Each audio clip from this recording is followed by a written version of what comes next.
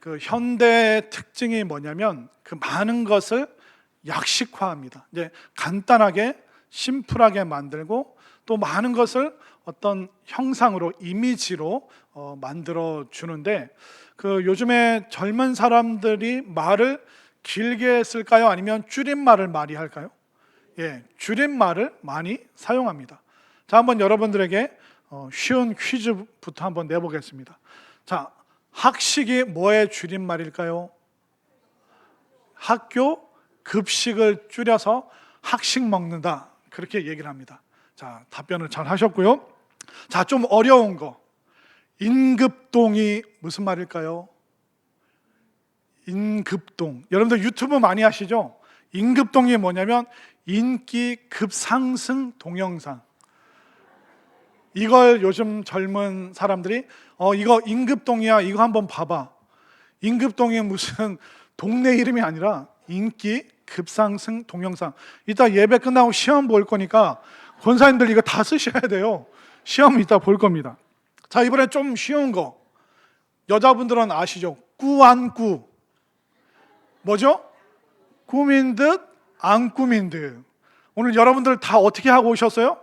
예, 꾸안꾸로 좀 꾸미세요. 제발 좀 우리는 좀 꾸며야 될 것 같아요. 꾸안꾸라고 이렇게 줄여서 말합니다. 이거 아시는 분들은 없을 겁니다. 분조카. 예, 조카는 조카인데 분조카가 뭘까요? 분위기 좋은 카페. 이걸 분조카라고 이야기를 합니다. 여러분들이 그러니까 교회를 다니셔요. 그러니까 성산교회를 다니니까 그나마 이 세상 돌아가는 이런 표현도 있구나. 요즘에 이렇게 줄여서 말하는구나. 그렇게 약식으로 이제 말하는 그런 세상입니다. 그뿐만 아니라 그 다양한 것을, 많은 정보를 딱 하나의 이미지로, 그 이미지를 보면 딱 연상시키는 그런 아이콘이라고 하는데, 그런 이미지를 오늘날 많이 씁니다. 자, 제가 준비한 이미지가 있는데, 요즘에 한국 야구가 다시 개막전이 시작되었죠. 이제 시작했는데 한번 보여주시겠습니다. 첫 번째 사진 어딜까요? 예, 무슨 팀일까요? 예, LG 트윈스라는 팀입니다. 자, 두 번째는 어딜까요?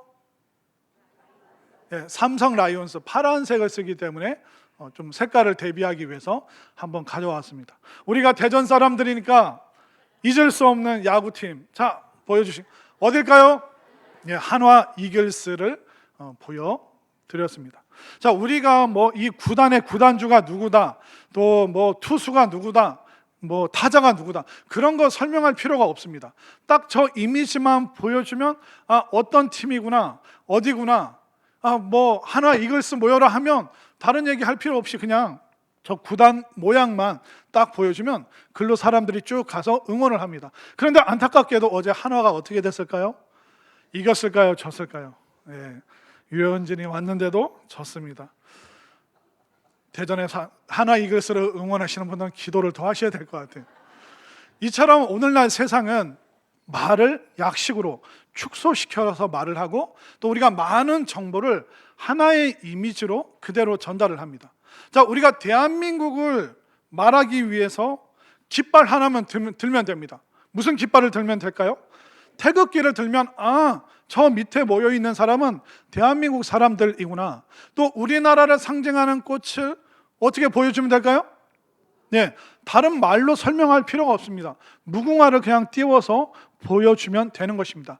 자, 교회를 상징하는 이미지는 뭘까요? 예, 십자가를 사람들에게 보여주면 저곳에 교회가 있구나 알 수가 있습니다. 그렇다면 우리가 천국 가서 예수님과 어떻게 살아가는가, 천국 잔치는 뭘까, 또 천국에서 예수님과 교제한다는 것이 무엇일까, 예수님의 가족이 된다는 것이 무엇일까, 그것을 상징하는 게 뭘까요? 지금 여러분들 앞에 보여드렸잖아요. 예, 성찬 예식이 이게 천국 잔치가 이런 거고 예수님의 가족이 된다는 것이 이런 것이구나, 그것을 예수님께서 이미지로 우리가 기억할 수 있도록 예수님이 말씀하셨습니다. 이 성찬식을, 이 마지막 만찬을 너희들이 기념하라. 기념하라는 것은 뭐냐면 기억하라는 것입니다.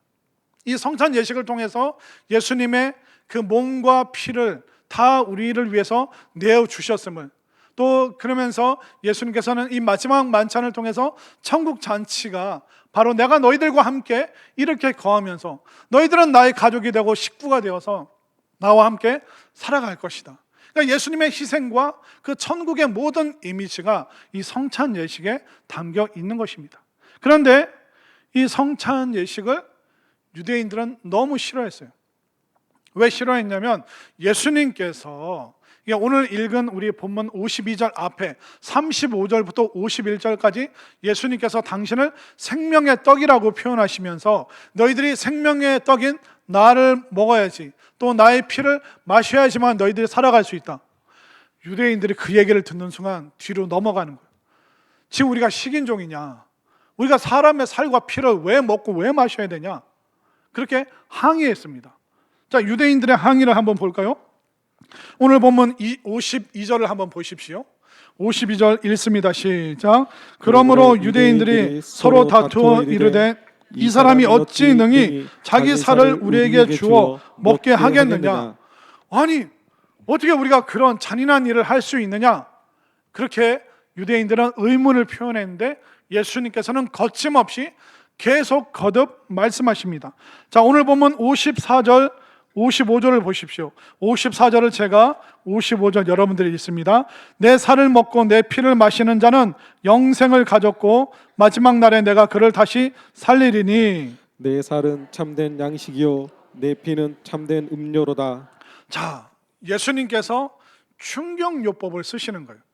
지금 이렇게 말하지 않고는 예수님의 구원에 대해서, 예수님께서 살이 찢기시고 피를 흘리시고 십자가에서 죽으심의 의미가 뭔지 사람들이 기억하지 못하기 때문에 충격적이고 강력한 방식으로 예수님께서 이미지화해서 우리에게 구원이 무엇인지, 천국의 잔치가 무엇인지, 예수님의 고난과 희생이 무엇인지 성찬을 통해서 다 지금 보여주고 계시는 것입니다.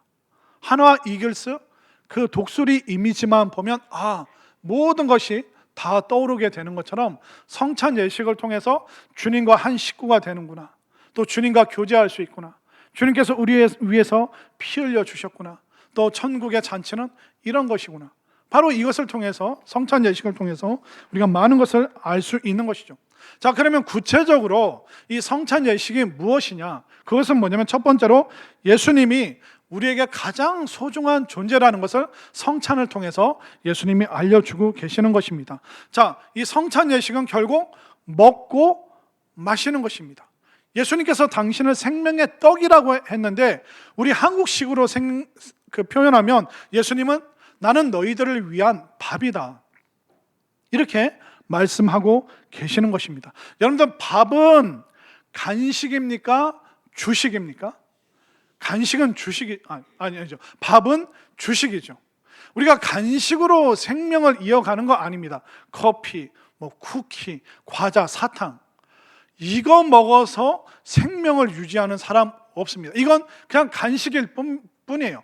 밥과 밥 사이에 가끔 먹는 겁니다. 그러니까 우리를 살리는 게 뭡니까? 우리가 밥을 먹어서, 우리가 식사를 해서 생명을 이어가는 그런 존재입니다. 그렇게 되면 우리가 먹기 위해서 사는 것은 아니지만 살기 위해서는 뭘 해야 됩니까? 먹어야 되는 거예요. 우리가 먹어야지만 살아갈 수 있는 그런 존재입니다. 그래서 예수님께서 보여주시는 거예요. 이스라엘 사람들이 그 빵과 포도주를 먹고 마심으로 생명을 이어갑니다. 우리가 밥을 먹음으로 생명을 이어갑니다. 그러면 육신은 밥을 통해서 살아갈 수 있는데 너희들의 영원한 생명은 무엇을 먹어서 살아갈 수 있겠느냐? 바로 너희들이 나를, 바로 예수님 그분을 모셔드림으로, 몸에 받아들임으로, 우리 몸이 밥을 받아들임으로 생명을 이어가는 것처럼 우리가 예수님을 받아들임으로, 믿음으로 받아들임으로 예수님의 생명이 우리의 생명이 된다는 것을 분명히 믿으시기를 바랍니다. 그렇기 때문에 밥은 여러분들에게 없어서는 안 됩니다.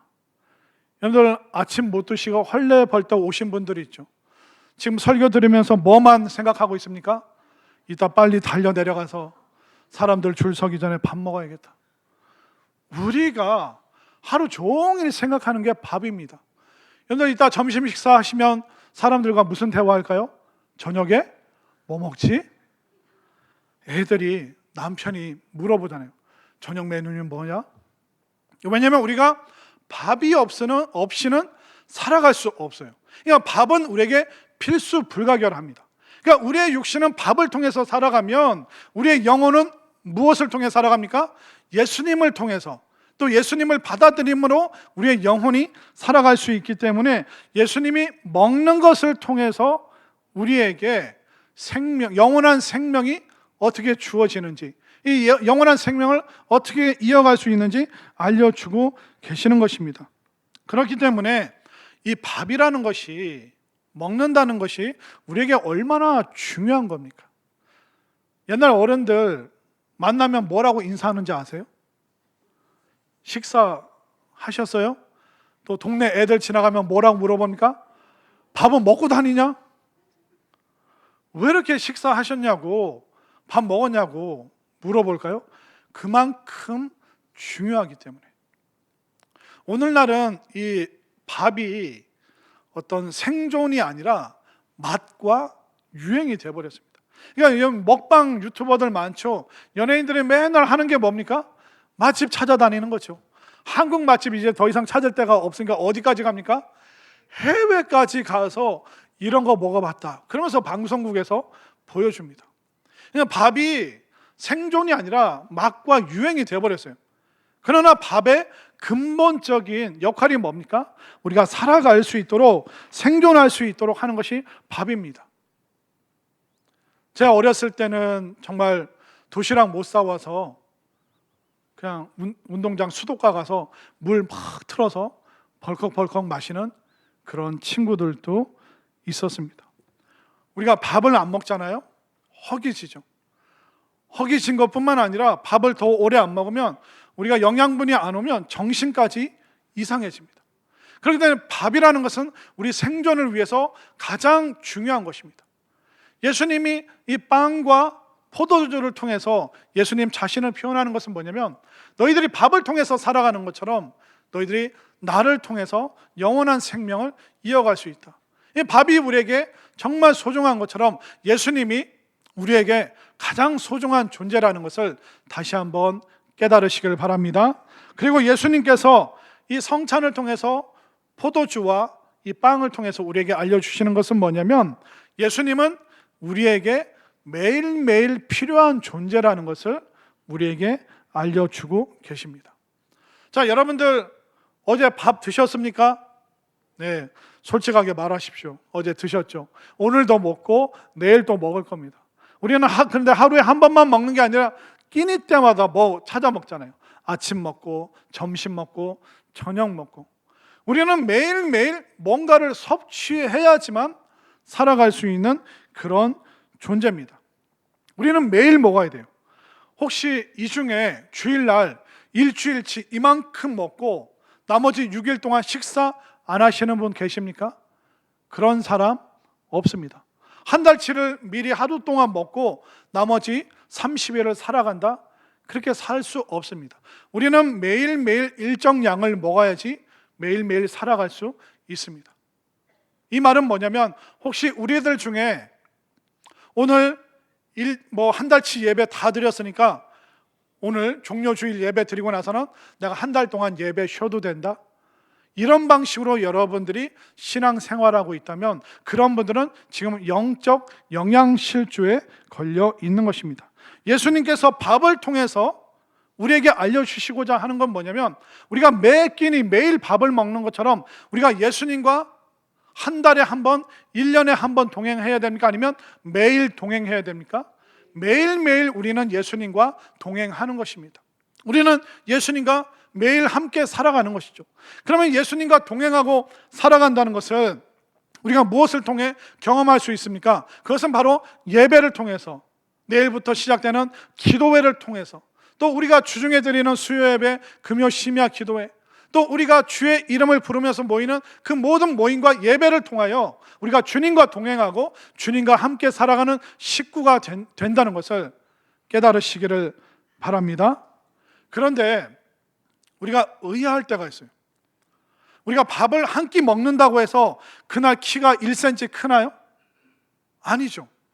그런데 매일 밥을 먹다 보면, 또 아이들에게 밥을 먹이다 보면 매일의 밥이 그 아이를 어느 순간 엄마보다 더 컸네? 우리 아들 아빠보다 더 컸네? 그러니까 눈에 보이지 않는데 매일의 그 양식과 밥을 통해서 우리 아이들의 육신이 성장하는 것입니다. 우리의 영적인 삶도 어떨까요? 그 매주의 그 예배를 통하여 우리의 영혼이 성장하고 변화하고, 갑자기 어느 순간 예배 드리다가 어느 순간 믿어지게 됩니다. 그러니까 그 한 번의 예배가 우리 인생을 완전히 뒤집어 놓지는 못해도 우리가 매주 드리는 예배, 매일 하는 기도, 그것을 통해서 어느 순간 내가 믿어지고 내가 성장해 있음을 우리가 알 수 있는 것이죠. 예전에 영국에서 어떤 사람이 그 영국 크리스찬 신문사에 편지를 썼습니다. 이 사람이 뭐라고 편지를 썼냐면, 나는 30년 동안 교회 다니면서 3,000번 이상의 설교를 들었다. 근데 기억나는 설교 하나도 없다. 이게 얼마나 실망스러운 것인가. 그러니까 신앙생활이 무슨 의미가 있는가. 이분이 이제 그 편지를 썼어요. 그랬더니 그 크리스찬 신문사 편집장이 그 의문을 표현한 사람에게 편지를 썼습니다. 사장님, 저는 제 아내로부터 30년 동안 음식을 제공받고 그 아내가 30년 동안 차려준 그 밥을 먹으며 살아왔습니다. 근데 저는 지난달 아내가 해준 음식 이름 기억 안 납니다. 1년 전에 차려준 그 밥상에 어떤 음식이 올라가 있었는지 기억하지 못하고 있습니다. 그러나 30년 동안 아내가 차려준 그 밥을 통해서 저는 지금까지 잘 살아가고 있습니다. 여러분들이 신앙생활하면서 예배 드리는 게 무슨 의미가 있지? 내가 말씀 듣는다고 해서 그 말씀을 다 기억하는 것도 아닌데 무슨 의미가 있지? 여러분들 솔직하게 말씀드리는데요, 설교 듣고 다 잊어버려도 상관없습니다. 여러분들 지난주 설교 뭐 했어요? 제가? 지금 머리가 하얘지죠? 무슨 요한복음 무슨 말씀하신 것 같은데 생각나는 거 하나도 없어요. 여러분들도 오늘 지금 설교 듣고 어디 나가면 잊어버려요? 예배당 나가면 여러분들 까맣게 잊어버려요. 무슨 고기 먹으니까? 까마귀 고기 먹으니까. 그런데 여러분들 제가 자신 있게 말씀드리는데 오늘 말씀 듣고도 말씀 다 잊어버려도 상관없습니다. 우리 아이들이요, 엄마가 지난주에 무슨 밥 해줬어, 오늘은 뭐 해줬어, 그걸 기억하기 때문에 아이들이 성장합니까? 아니면 그거 기억하지 못해도 매일 끼니를 먹다 보니까 성장하는 겁니까? 그냥 매일 그냥 생각 안 하고 그냥 감사함으로 받아서 먹다 보니까 아이들이 성장하는 것처럼, 여러분들이 예배 드리고 은혜의 자리에 나오고 말씀을 듣다 보면 어느 순간 여러분들이 믿어지고 천국이 보이는 그런 놀라운 체험을 하게 된다는 것을 확실히 믿으시기를 바랍니다. 미국에 그런 농담이 있습니다. 그 거북이 성도라는 표현이 있습니다. 터틀 크리스찬. 이 말이 뭐냐면, 새는 9일 동안 안 먹어도 삽니다. 그리고 개는요 20일 동안 안 먹어도 삽니다. 그렇다고 해서 오늘 집에 가서 여러분들 키우는 강아지한테, 야, 내가 테스트 한번 해보자, 야, 너 20일 동안 안 먹어도 산다는데 오늘부터 밥 없다? 그거 동물 학대입니다. 그러지 마시고 그냥 이해만 하시면 돼요. 새는 9일 동안 안 먹어도 돼요. 그리고 개는 20일 동안 안 먹어도 생존할 수 있다고 합니다. 그리고 거북이는요 100일 이상 안 먹어도 살 수 있는 존재예요. 근데 이 터틀 크리스찬, 거북이 성도가 뭐냐면 1년에 한두 번만 교회 와서 예배 드리는 사람들. 다음 주가 부활주일인데 부활주일날 한 번 오고, 가을에 추수감사절에 한 번 나오고, 이렇게 딱 두 번만 나오는 그런 성도들을 미국에서는 터틀 크리스찬, 거북이 성도라고 말합니다. 우리도 그런 거 말 있잖아요. 뭐 썬데이 크리스찬, 뭐 나일론 신자, 상황에 따라 믿었다가 안 믿었다가, 그런 표현이 있는 것처럼 미국도 그렇게 말하는 거예요. 여러분들, 만약 여러분들이 100일 동안 안 먹으면 어떻게 될까요? 우리의 몸의 육신이 죽습니다. 허기지다가 굶다가 정신착란 증세 일으키다가 죽게 되는 겁니다. 우리의 영혼은 어떨까요? 야, 예배 드려도 설교 드려도 남는 게 없는데, 나 기억하는 거 하나도 없는데 아무 상관없습니다. 우리가 음식 이름을 알아서 살아가는 것이 아니라 먹어서 사는 것처럼, 여러분들이 설교를 외워서 기억해서 여러분들의 신앙이 성장하는 것이 아니라 내가 예배 드림으로 말씀 듣고 찬양하고 기도함으로 여러분들의 신앙이 영혼이 살아난다는 것을 믿으시길 바랍니다. 그런데 육신의 생명도 먹어야지 사는데, 여러분들의 영혼이 예배를 통해서 말씀을 먹지 않는다면 어떻게 살아갈 수 있겠습니까? 그리고 1년에 한두 번 겨우 교회 나오고, 교회 코로나 끝나고 교회 안 나온 지 오래된 그 영혼이 과연 살아있다 말할 수 있겠습니까? 영양실조 상태 아닐까요? 그리고 1년에 한두 번도 교회 안 나오는데 과연 그 사람이 구원받은 성도라고 감히 말할 수 있겠습니까? 밥 안 먹으면 죽은 존재예요. 예배 안 드리고 말씀 안 듣잖아요? 그러면 그 영혼이 죽은 것과 다를 바가 없다는 것입니다. 그렇기 때문에 예수님께서는 먹고 마시는 매일의 이 강력한 것을 통해서, 사느냐 죽느냐 이것을 통해서 우리에게 알려주시는 거예요. 아, 매일매일 우리가 생명의 공급을 예수님을 통해서 받을 수 있구나. 또 예수님을 우리가 음식을 받아들이듯이 우리가 예수님을 받아들일 때 우리가 살아갈 수 있구나. 이것을 분명히 다시 한번 확신하시길 바랍니다. 영적 영양실조 상태에 빠지지 마시고 풍성한 예수님께 와서 말씀으로 새 힘을 얻으시길 바랍니다. 마지막 세 번째, 예수님은 이 성찬 예식을 통해서 우리에게 모든 것을, 전부를 다 주셨다는 것을 우리에게 알려주고 계십니다. 자, 55절 말씀을 한번 보겠습니다. 55절 시작. 내 살은 참된 양식이요 내 피는 참된 음료로다. 이 말씀이 뭐냐면, 사람이 살과 피로 이루어져 있죠. 그런데 이 살이 잘리고 이 살이 떨어져 나가면 뭐가 쏟아집니까? 피가 콸콸콸 쏟아집니다. 그렇기 때문에 살은 이 피, 이 생명의 근원을 붙잡고 있는 거예요. 근데 살이 찢어지고 살이 떨어져 나간다? 그러면 생명의 피가 다 쏟아집니다. 사람이 그 피가 있는데 이 피를 30-40% 쏟아내게 되면 사람이 죽게 됩니다. 예수님께서 우리에게 살과 피를 주셨다? 이것은 뭐냐면, 생명 그 자체를 여러분 모두에게 전부를 지금 예수님이 다 주셨다는 것을 믿으시기를 바랍니다. 옛날 드라마 보면 그 막 못 살고 가난하고 막 아들은 시름시름 앓고 있어요. 그러면 엄마가 어떻게 합니까? 새끼 손가락을 꽉 깨물어 가지고 그 피를 아이의 입에 뚝뚝뚝 흘려넣는 그 모습 보셨잖아요.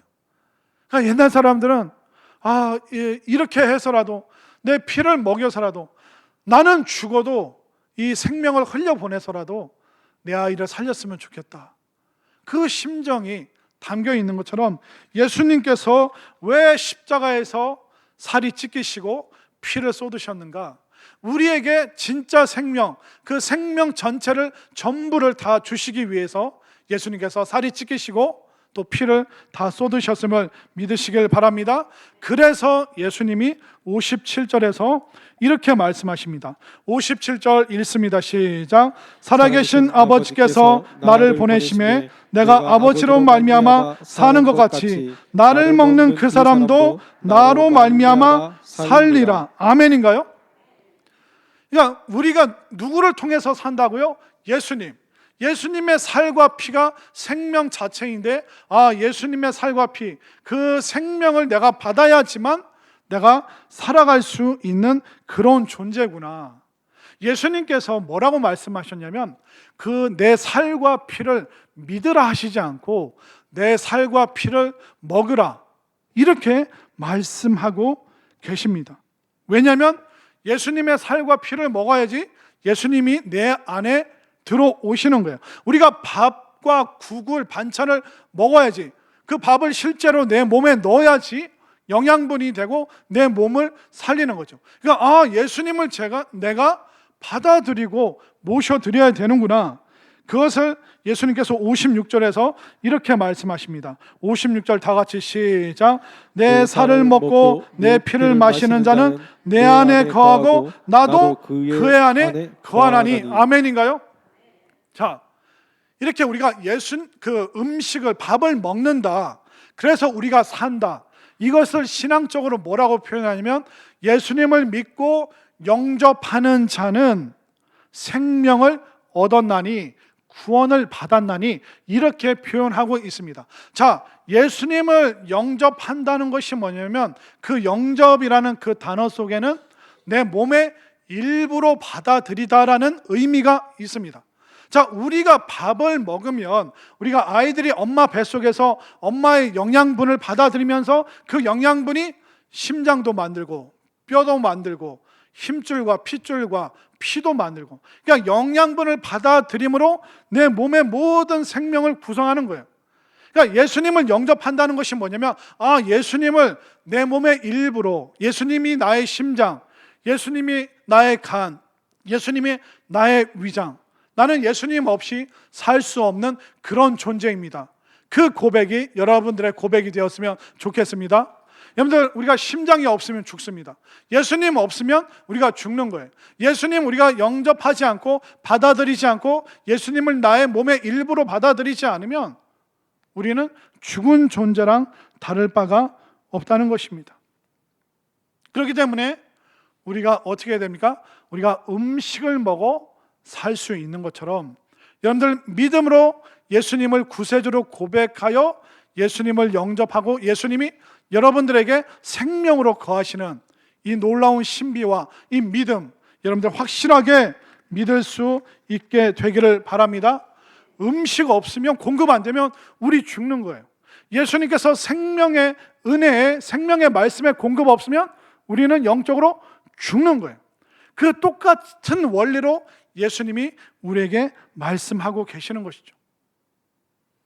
여러분들, 혈관 속에는 어떤 피가 지금 흐르고 있습니까? 그 코카콜라 그 1등 공신이 있는데 그 사람이 누구냐면 2대 사장입니다. 그러니까 2대 사장은 아버지가 했던 코카콜라 회사를 받아서 두 번째 사장이 되어서 이 아들이 열심히 코카콜라 회사를 일으켜서 정말 미국의 어떤 주에 있는 작은 음료 회사였는데 세계적인 기업으로 키운 사람이 두 번째 사장, 그 아버지의 아들이 어마어마한 기업을 일궜습니다. 그러니까 그가 성공하고 나서 사람들이 막 인터뷰를 합니다. 아니, 어떻게 당신은 이 미국 안에 있는 작은 이 콜라 회사를 이 세계적인 기업으로 만들었습니까? 이랬더니 이 사람이 이렇게 얘기해요. 내 몸속에는 피가 흐르는데 내 몸속에는 피가 아니라 지금 콜라가 흐르고 있습니다. 그렇게 얘기를 하는 거예요. 또 코카콜라 어떤 사장은 이런 말을 합니다. 우리 코카콜라 회사의 가장 큰 적은 펩시가 아닙니다. 물입니다. 나는 세상 사람들이 물보다 콜라를 더 많이 마시게 하겠습니다. 이런 사람을 누가 이길 수 있겠습니까? 지금 여러분들 몸속에 흘러다니는 피는 예수님의 피입니까? 아니면 다른 것입니까? 여러분들 몸 안에 혈관에 흐르는 것이 술과 알코올이라면 우리는 아직 한참 멀었습니다. 그 생명으로부터 너무 멀었습니다. 우리의 몸에 흐르는 것이 그냥 커피일 뿐이라면 한참 멀었습니다. 아니, 우리가 언제부터 커피 마셨습니까? 우리가 수정과 식혜, 숭늉 마시던 사람들이 언제부터 이게 커피 마시고, 커피 마셔도 괜찮습니다. 근데 뭐가 여러분들의 몸속에 흘러다니냐 말이죠. 술이랑 알코올만, 또 맨날 기름만 흘러다니고 욕심과 이기심만 흘러다니고, 여러분들의 몸에는, 혈관에는 뭐가 흘러다닙니까? 오늘 이 시간, 이 성찬 예식을 통하여 여러분들의 몸에 예수님의 피가 흘러다니길 바랍니다. 우리가 예수님을 받아들일 때 우리의 몸과 피가 변화될 줄로 믿습니다. 우리가 예수님 받아들일 때 예수님의 뜻과 예수님의 의시와 예수님의 비전과 그 예수님의 말씀이 우리를 변화시켜 주시는 줄 믿으시길 바랍니다. 이제 우리가 기도한 후에 이제 성찬을 받아들이게 됩니다. 이것은 예수님께서 그 생명 전부를 나에게 주셨구나. 우리가 매일 밥으로 사는 것처럼 매일 나는 예수님과 살아가겠다. 이 결단이 여러분들에게 있게 되기를 바랍니다. 그리하여 우리 성산의 모든 식구들 그 몸속에 마음속에 예수님의 피가 흐르고 여러분들의 심장이 예수님의 심장이 되어서 예수님과 함께 살아가고 예수님과 영원토록 천국 잔치에서 함께 만날 수 있는 우리 모두가 될 수 있기를 간절히 소망합니다.